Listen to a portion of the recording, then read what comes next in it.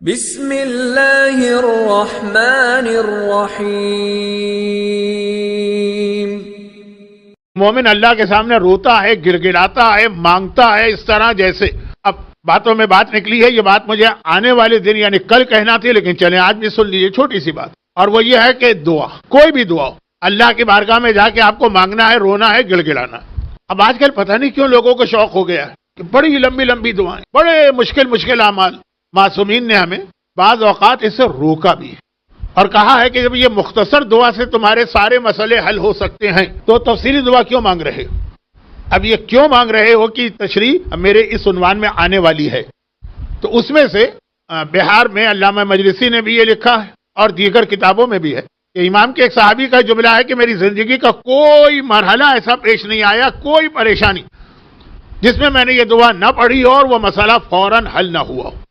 اچھا، اب اس کے اندر ایک ذرا سا ٹیکنیکل پوائنٹ ہے اور وہ یہ ہے کہ یہ دعا کا جو اتنا اثر بتایا جا رہا ہے، اچھا مجھ پر اس وقت زیادہ اثر اس لیے ہے کہ ابھی میں نے 10 دن پہلے یہ دعا یہاں سے پہلے جو میں اشرا پڑھ رہا تھا، اشرا تو نہیں تھا، خمسہ تھا، تو خیر اس میں تذکرہ یہ ہو رہا تھا یہ دعا کا، اور ابھی کتنے میرے خیال 10 دن ہوئے ہوں، 10 یا 15 دن، اور میرے پاس یہ اطلاع آئی ایک مومن کی جانب سے کہ مولانا آپ نے مجلس میں پڑھا، ہم نے بھی اس کو عام طریقے سے لیا، لیکن اس دن سے میں نے ایک ہفتے تک یہ دعا پڑھی، میرا ایک ناممکن کام، انہوں نے ایک تفصیل بتائی، بس سمجھ لیجئے کہ کوئی آدمی مر رہا ہو، مرتا ہوا آدمی زندہ ہو جائے، نہیں یہ جملہ بھی غلط، سمجھیے کہ ایک آدمی مر گیا اور اس کے بعد وہ دوبارہ زندہ ہو جائے، یہ سمجھانے کے لیے کہہ رہا ہوں، اتنا مشکل کام وہ حل ہو گئے۔ تو اب اس لیے ذرا میں بھی زیادہ جوش کے ساتھ اس کو پڑھ رہا ہوں۔ ایک ہوتا ہے کتابوں میں ایک چیز کہا جانا، وہاں تو یہ 50-50 چانس ہوتا ہے نا کہ پتہ نہیں روایت صحیح ہے، پتہ نہیں روایت غلط، گرچہ اس کی وجہ سے ہم روایتوں کو ٹھکرا نہیں سکتے، ہمیں روایتوں کے ماہر یعنی مرجع وقت سے پوچھنا پڑتا ہے، لیکن جب کبھی کسی روایت کے فوراً بعد اتنے جلدی اثر ہو، ٹیکنیکل پوائنٹ صرف یہ ہے کہ روایت اصل میں یہ ہے کہ راوی کہتا ہے کہ میں خانہ خدا کی زیارت کے لیے گیا تھا، حج کا زمانہ تھا یا حج کے بعد کا یا حج سے کچھ پہلے کا، اور رات کے وقت میں وہاں پہنچا۔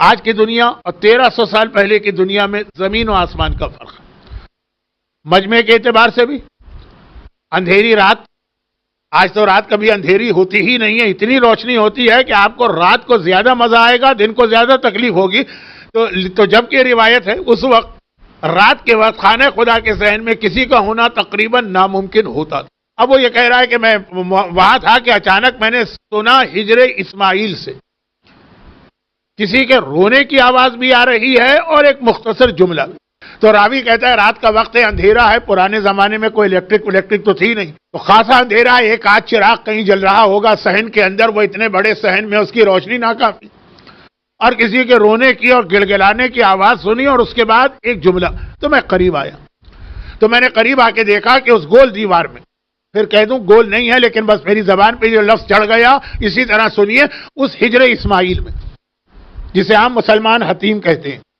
اس کے اندر کوئی شخص سجدے کے عالم میں ہے اور یہ جملہ اس کی زبان پہ آ رہا، اور جب میں اور قریب گیا تو میں نے پہچان لیا، کہہ رہی یہ تو میرے چوتھے امام زین العابدین علیہ الصلاۃ والسلام،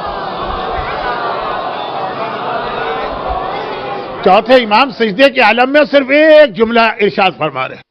پھر جب امام نے اپنا سجدہ ختم کیا، امام کا سجدہ بھی بہت طولانی سجدہ ہوتا تھا، تو راوی نے کہا کہ مولا یہ جو آپ فرما رہے تھے یہ کیوں؟ کہا یہ وہ دعا ہے کہ انسان دنیا کے کسی کام کے لیے بھی یہ دعا کرے گا، اس کا وہ کام فوراً ہو جائے گا۔ دیکھیں وہ روایتوں کو میں نہیں مانتا ہوں، یعنی میں سے مطلب میری حیثیت کچھ نہیں ہے، مراجع جو روایتوں کی پرکھ کرتے ہیں، جس میں اس قسم کے جملے ہوتے ہیں کہ اگر یہ دعا کی تم نے اور کام نہیں ہوا تو مجھ پر لعنت کرنا یا میرا گلا پکڑنا یا مجھ سے آ کے شکایت کرنا، وہ ساری باتیں غلط۔ لیکن امام نے کہا کہ ہر کام، اور راوی کا پھر جملہ تھا کہ میں نے اس کے بعد جس مسئلے میں، ہاں مسئلہ ہونا چاہیے، ہمارے یہاں لوگ دعاؤں کو بھی غلط استعمال کیا کرتے ہیں، پانی ذرا ٹھنڈا نہیں ہے تو اس نے دعا مانگی کہ ذرا ٹھنڈا پانی مجھے مل جائے، دیکھیے یا کراچی میں ٹیکسی نہیں مل رہی ہے تو دعا اس نے مانگی، یا ویگن نہیں آ رہی ہے جس میں اس کو جانا ہے تو اس نے اتنی اسٹرانگ دعا مانگ لی جو امام نے کہا مردے کو زندہ کر دی۔ ہر دعا کا اپنا ایک طریقہ ہے اس کے استعمال کا، جس کو آپ سمجھیں گے میڈیکل سائنس، ایک عام سی گولی جس بیماری میں ہے، اینٹی بائیوٹک ہے، پھر ویکسین ہے، پتہ نہیں، چھوڑے فضول باتیں. خلاصہ یہ ہے کہ راوی کہتا ہے کہ جس بڑے مسئلے میں میں نے یہ دعا مانگی. یہ چوتھے امام کی دعا. چوتھے امام کی صحیفہ کاملہ اٹھا کے دیکھ لیجیے. لوگ اٹھاتے ہیں، اس کے بعد ڈر جاتے ہیں، دوبارہ اس کو واپس وہیں رکھ دیتے ہیں جہاں سے اٹھایا تھا. لمبی لمبی دعائیں، مشکل عبارات ہیں. کسی چھوٹے سے مسئلے کے لیے بھی اس نے کوئی دعا پڑھنا چاہی، پتہ چلا 3 صفحوں کی دعا. اٹھاتے ہیں. یہ 3 کتابیں ایسی ہیں جو میں نے دیکھا کہ جب کبھی بھی ممبر پہ تذکرہ ہو یا آپس کی بات چیت میں تو لوگ اس کو ہاتھ ضرور لگاتے ہیں. ایک قرآن، ایک نہج البلاغہ، ایک صحیفہ کاملہ.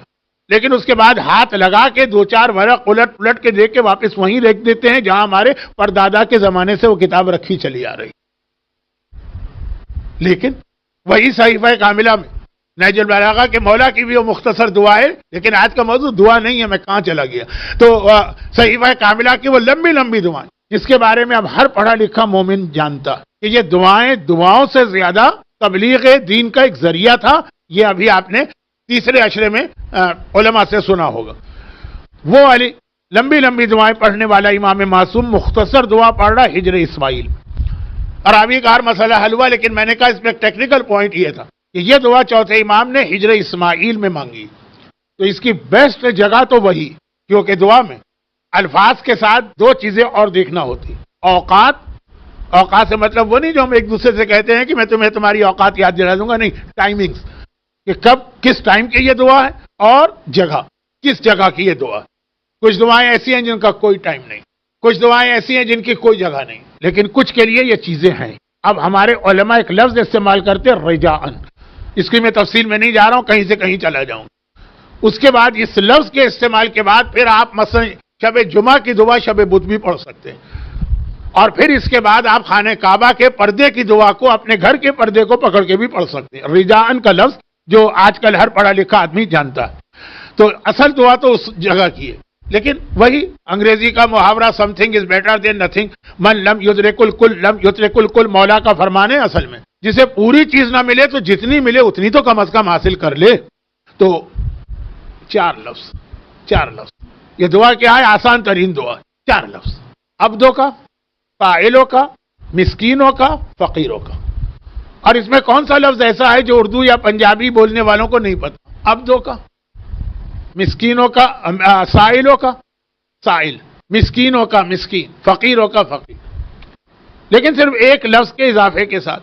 یہ لفظ بھی زیارت کی وجہ سے ہمارے یہاں بہت مشہور. آقا کو جب ہم سلام کرتے ہیں تو اکثر اوقات ہم یہ جملہ بڑھا دیتے ہیں جو زیارت عاشورہ میں، السلام علیکہ وعلی الارواح التی حلت بے فنائک. راوی کہتا ہے امام سجدے میں کہہ رہے تھے کہ عبدوں کا بے فنائک، سائلوں کا بے فنائک، مسکینوں کا بے فنائک، فقیروں کا بے فنائک. بس فنا مانے دہلیز، دروازہ، چوکھٹ. تیرا بندہ تیرے دروازے تیری چوکھٹ پر، سوال کرنے والا تجھ سے سوال کر، سائلوں کا تجھ سے سوال کرنے والا تیری چوکھٹ پر، مسکینوں کا تیری بارگاہ میں مسکین بن کے آنے والا تیری چوکھٹ پر ہے، فقیروں کا تیرا محتاج ہے تیری چوکھٹ پر. بس ایک جملہ. جتنی دیر امام نے ذکر کیا وہ کیا، کیونکہ امام تو یہ دعا کسی حاجت کے لیے نہیں مانگ رہے ہوں گے. لیکن پھر راوی کہتا ہے کہ زندگی میں میرا کوئی مسئلہ نہیں رکا جب کبھی بھی یہ دعا میں نے سجدے کے عالم میں اپنے شہر میں بھی پڑھی تھی. ہر دعا کے اندر ہم مانگتے ہیں، یہاں بھی ہم مانگ ہی رہے. کیا کہہ رہے؟ تیرا سائل، تجھ سے سوال کرنے والا، تیرا فقیر، تیرا محتاج. کہ خدا ایک بھکاری تیرے دروازے پر آیا ہے تو تو اسے بھیک میں جنت دے دے. تو یہ باقاعدہ دعا ہے جو عمرے میں اور حج میں پڑھی جاتی ہے جب خانہ کعبہ کا دروازہ نظر آتا. تو ایک بار کوئی تھوڑی نظر آئے گا. طواف کے 7 چکر ہیں، 7 کے 7 چکر میں یہ دروازہ آپ کو نظر آئے گا. تو یہ کہو کہ اے خدا فتصدق، صدقے کے طور پہ، خیرات کے طور پہ، بھیک کے طور پہ اس کو جنت عطا فرما. تو مانگنا ہے نا، مانگ رہے ہیں جیسے بھیکاری مانگتا.